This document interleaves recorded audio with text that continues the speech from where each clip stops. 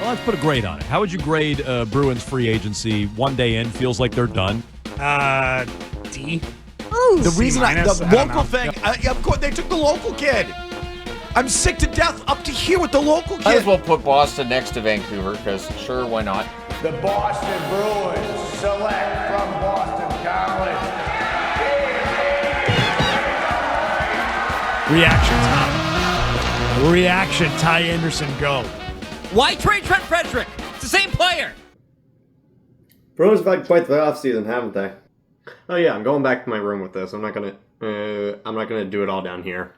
Hello everybody, welcome back down into the den. While the most heartbreaking games video is still in production, I decided to do the unthinkable and work on 2 projects at once, wouldn't you know it? Within the span of the week, the NHL draft has subsided, the free agency window has opened, and the entirety of the Boston Bruins prospect development camp has proceeded. As someone who tried to keep a finger on the pulse of it all, I figured it wouldn't be the worst thing in the world to go through the Bruins' first week of the offseason in its entirety in rough chronological order. We'll be starting with the draft, working our way into the moves made in free agency, and then split dev camp into 4 little parts. Just a small note, as all the draft prospects from this year attended dev camp, the draft segment will only address what each prospect had accomplished prior to the draft. Some small notes about strengths, weaknesses, prospect profiles, expectations, but no matter what, I will only be discussing the pre-draft analysis of these players. But before I go deep into the players on the ice, I might as well talk about the player off the ice that is now behind the bench. I was over on the bench. Marco Sturm is a name Boston fans know and have a very troubled history with for a very interesting reason. He was the key piece coming back to the Bruins in the infamous trade that sent Joe Thornton to the San Jose Sharks, which also netted them the physical power forward Wayne Primo and the 2-goal legend of Brad Stewart.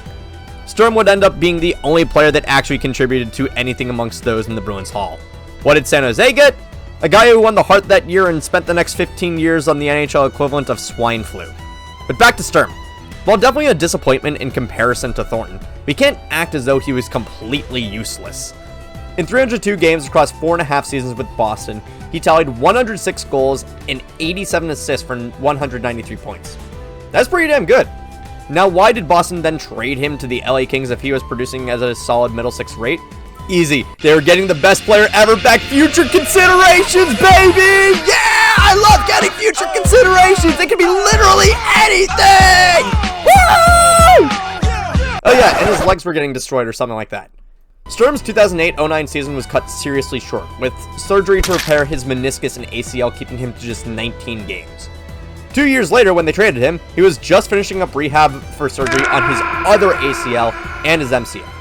I'd say at that point, getting what you can for a guy whose legs were on their last legs was smart. After bouncing around the league for half a decade afterwards, Sturm decided to hang up the skates in 2014. A year and a half after retiring, Sturm had taken on the coaching job for the German national team. In the 3 years that he had been the head coach, Sturm's influence and prowess had built Germany's presence in international hockey to a point where they had won the silver at the 2018 Winter Olympics, losing only to the Olympic athletes of Russia. Afterwards, he was hired as an assistant head coach for the LA Kings.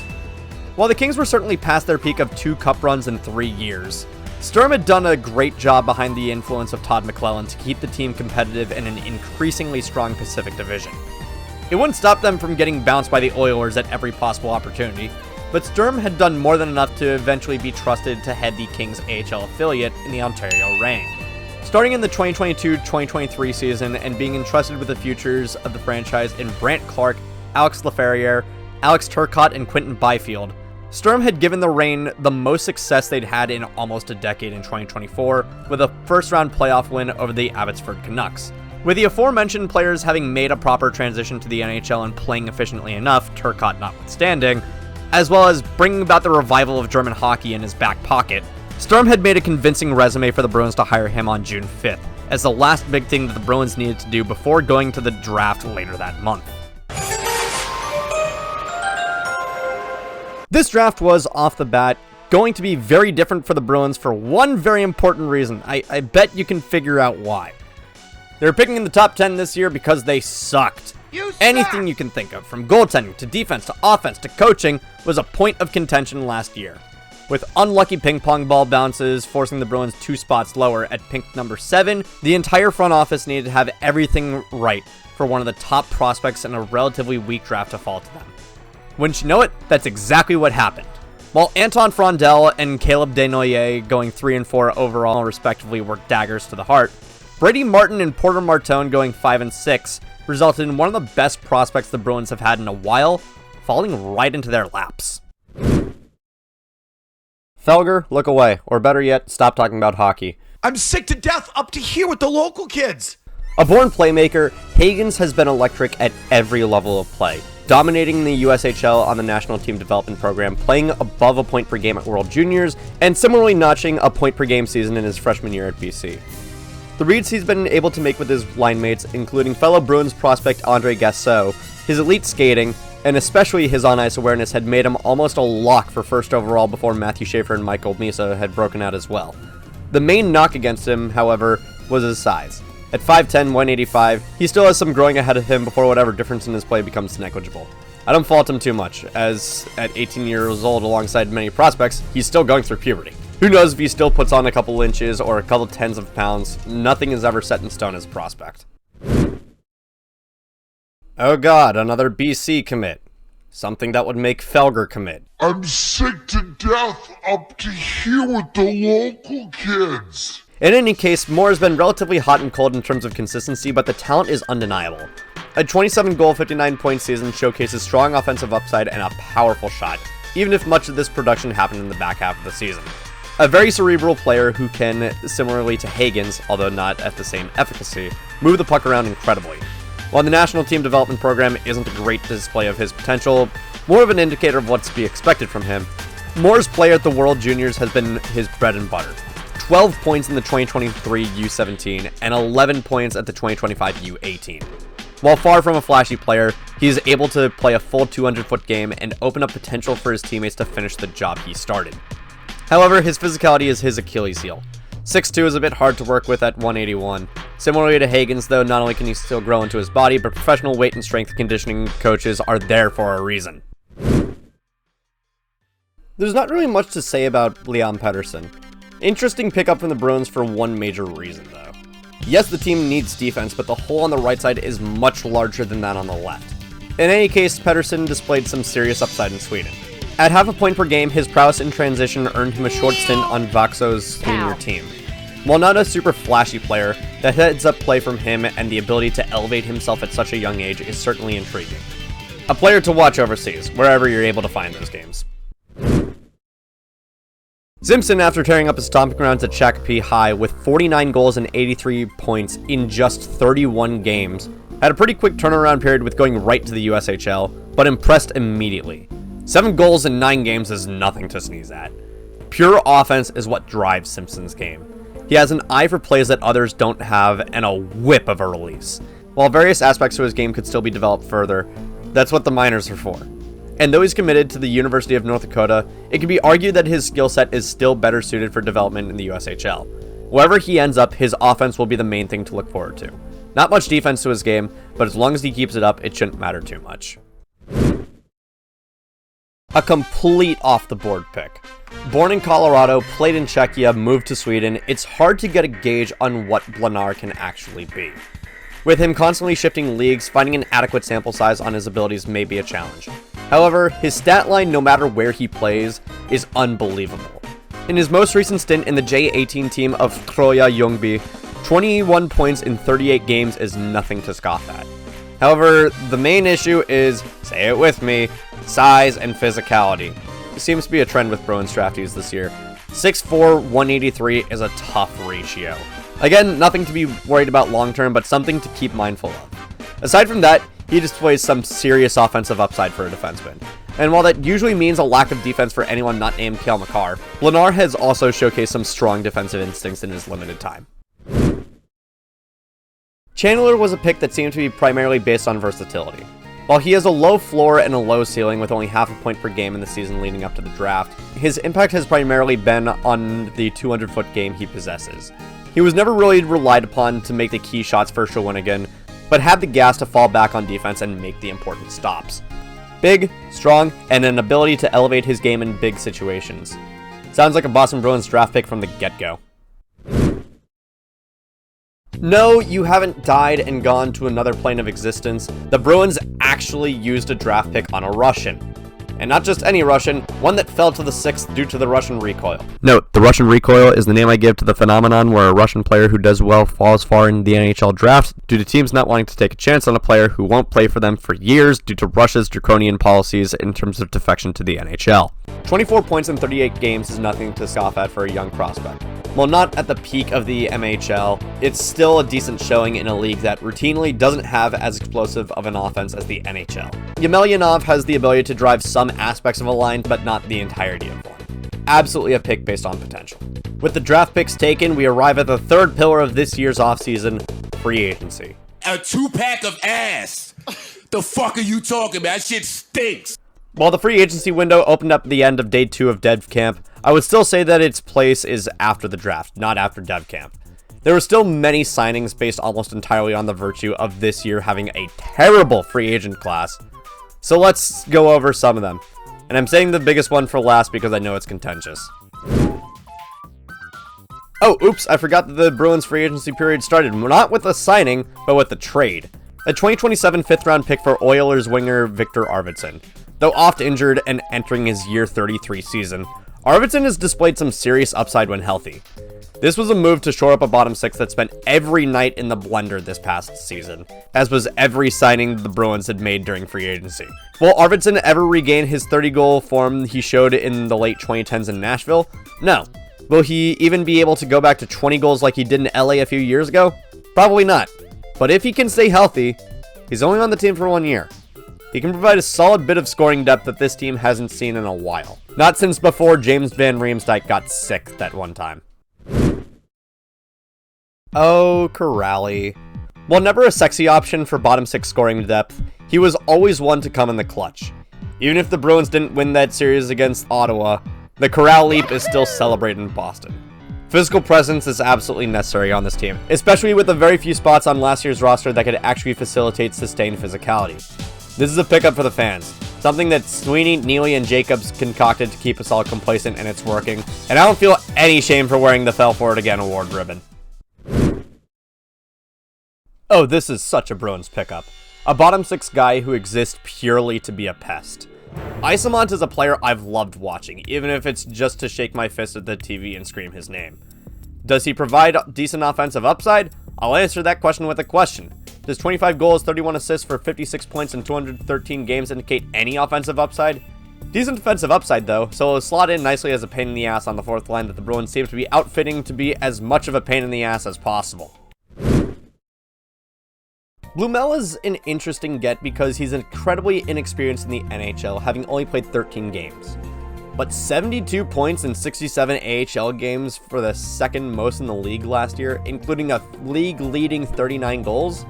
It's hard to say that there isn't an offensive upside to his game. Being very green to the show means it's hard to know where he'll slot in when or if he comes up. However, it's hard to not be at least a little bit optimistic about someone who's able to show out this hard in the minors. It'll all be about whether or not his skills are able to translate in the NHL level. Honestly, this is a signing they needed to make. Not only was Geeky the only top-line producer for the Bruins last year not named Pasternak, but if they didn't make that signing, my friend Rat would probably J6 the front office. Love you, Rat. This signing not only makes sense for the production Geeky showed when on a top line, but also for his general versatility. Geeky is largely a guy you want on the wing, but could play center in a pinch. For the majority of the regular season, given how they all played down the stretch, the top line is likely to be Geeky, Lindholm, Pasternak.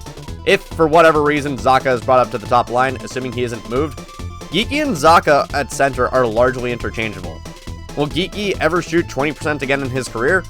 Probably not, but given the progress he's made in the Bruins ranks and developing into a genuine top 6 option, I'm fine with 6 by 5.5.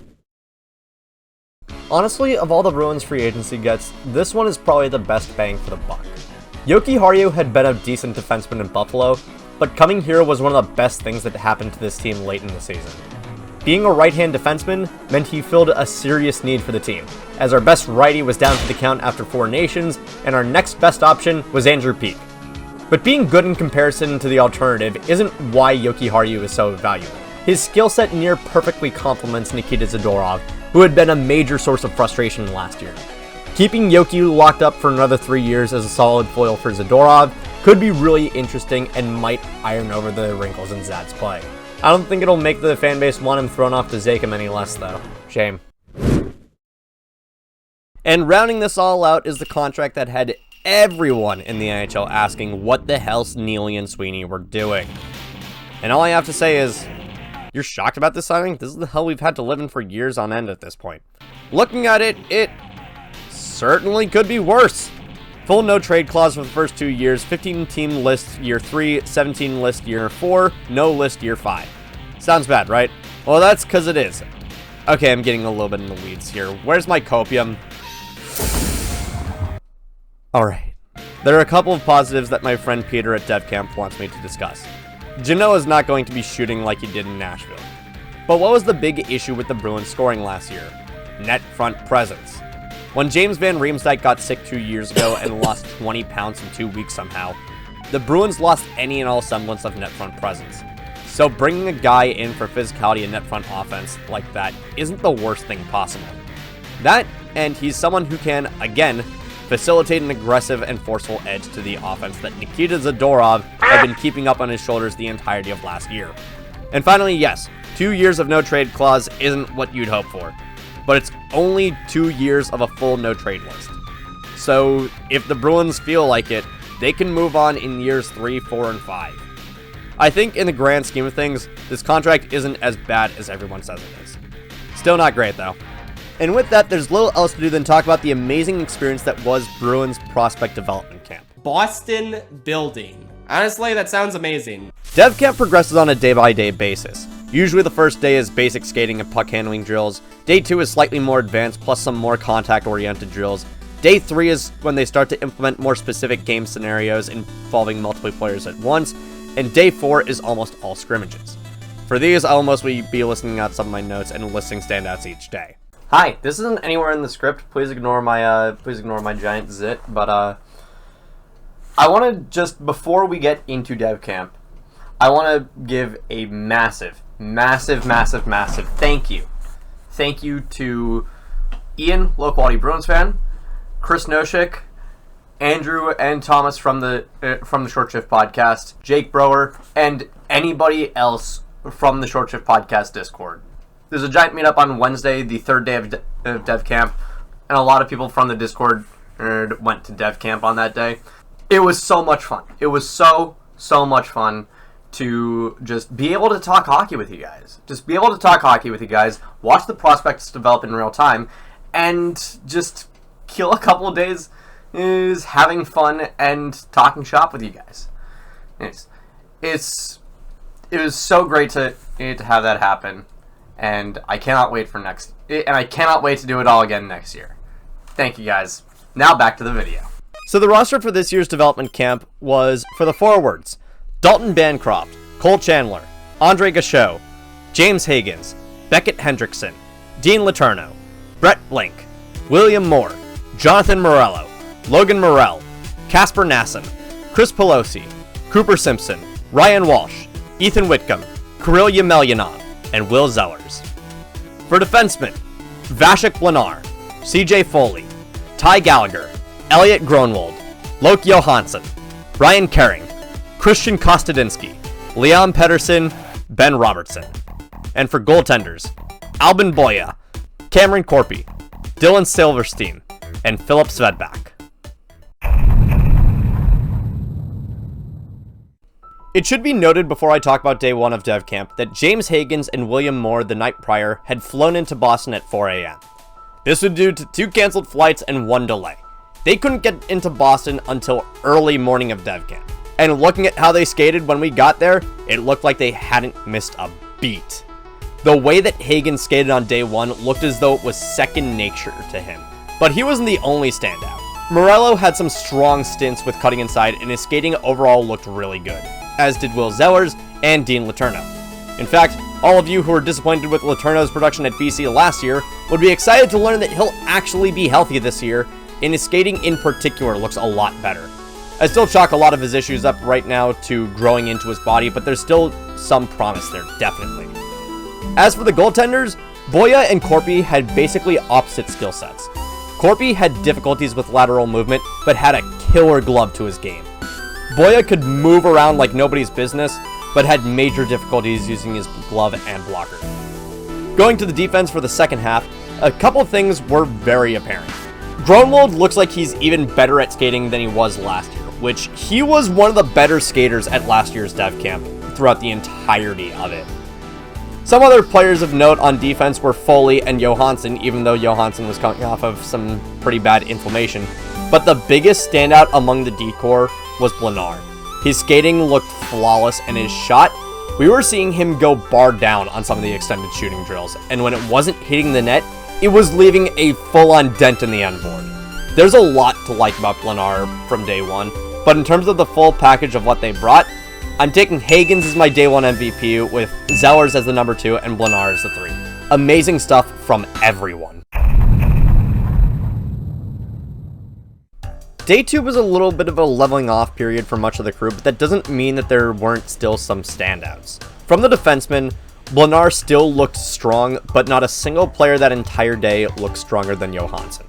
Every single drill, Lojo was busting his ass and giving it his all. I don't know if he'll ever become a fully fledged NHLer, but if he continues this work ethic, he'll slot really nicely as a quality bottom 4 defenseman, especially if he keeps up his production in Moncton. Ryan Caring, also on invite, had displayed some strong shooting and decent puck movement. During the contact drills, the main standouts were, again, Blenar and Johansson. Ultimately, there really wasn't much else to say about the D-core. Now for offense, one thing was clear from the get-go. Chris Pelosi was showing up. Not only were his skating and puck handling on point, but his performance in contact drills indicated a strong improvement in this most recent year at Quinnipiac for him. For the chipping drills, a lot of guys had issues, not the least of which being Letourneau. Zellers additionally looked like he had some issues with getting the puck over the barrier. However, when it came to contact drills, Zellers had a really strong showing. That ability to play well through contact is quintessential Bruins hockey, and is a quality I hope he continues to develop at UND. Overall though, I'm giving my day 2 MVP to Pelosi, with Johansson as the number 2 and Caring as the number 3. Day 3 was when things started to ramp up significantly. Many of the drills focused on multiple players stringing passes together, playing defense, and even had a little bit of a scrimmage near the end. During the full on-ice session, Hagens was still really doing well, but his size made him a prime candidate for Ty Gallagher to eat his lunch on a one-on-one. I'll also say, Brett Link on invite hadn't been anywhere near a standout during any point of dev camp, but he was absolutely able to elevate his game a little bit when it came to full group stuff. I think it's another thing with Simpson where it's a habit he's going to need to kick if he wants to get anywhere, not giving it all in his drills, but also just hoping it's an anomaly. Zellers in particular had a strong day 3. His physicality aided him heavily, and it allowed enough space for his other attributes to speak for themselves. Zellers has been, I think my favorite part about Zellers is his ability to play through contact. He has a hell of a shot. Admittedly, his puck instincts can be a little bit wonky, but his physicality is phenomenal.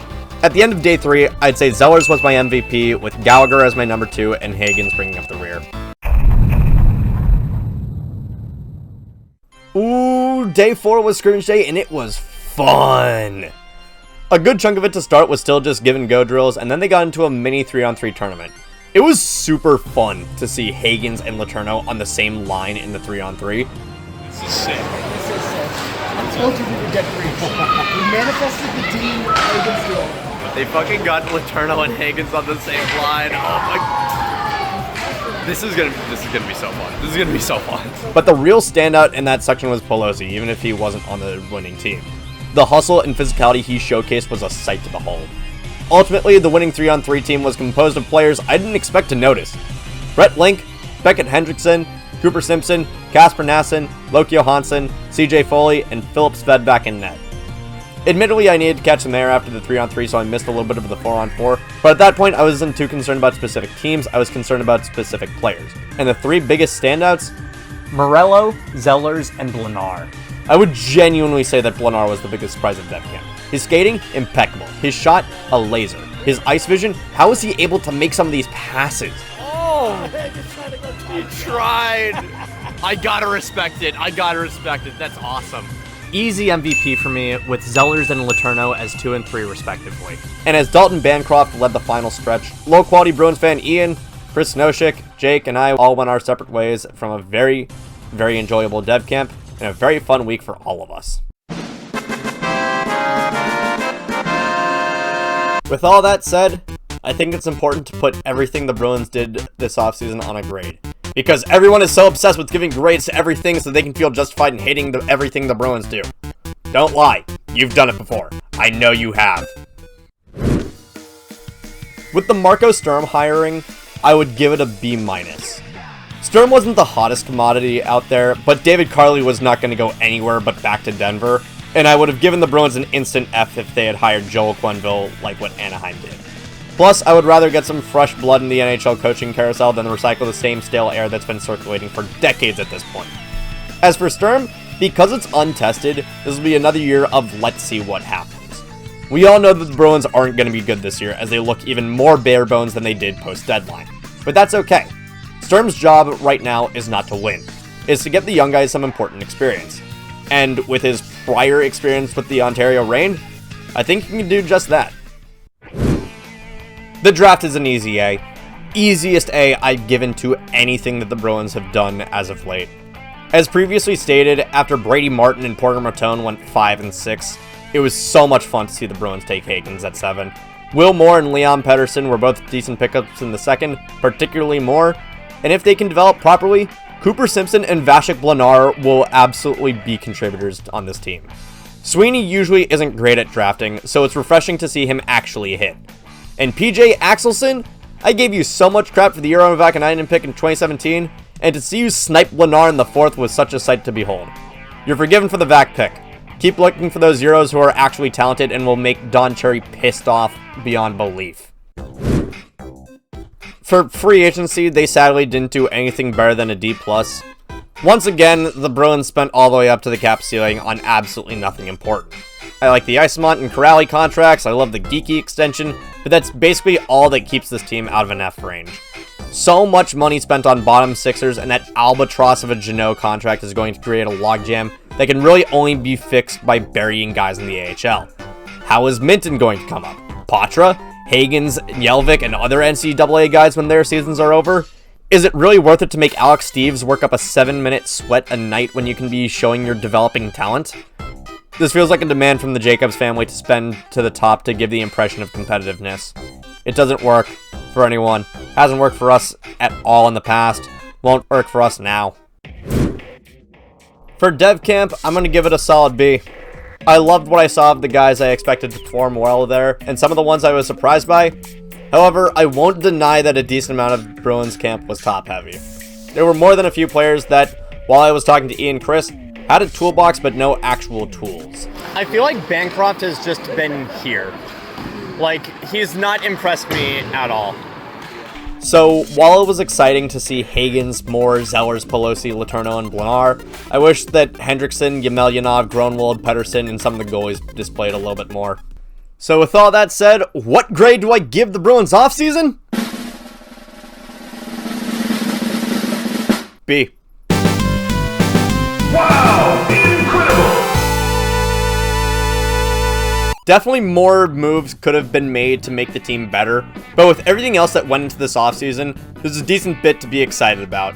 Remember, not every single offseason is about making your team the best it can be in the standings. It's doing what's right for your team's current situation. And I think right now, with the moves made in tow, future looks pretty good for the Bruins. Hey guys, thank you all so much for watching. I'm sorry that this came out pretty late, but life got in the way, and I had a bunch of hiccups while editing. Still, hope it ended up being a good video. Over here you can check out my video essay on Mitch Marner. Over here you can check out all of last season on Into the Den. And right here you can click that subscribe button and check out more of my content. Thank you all so much for watching. I'll see you in the next one.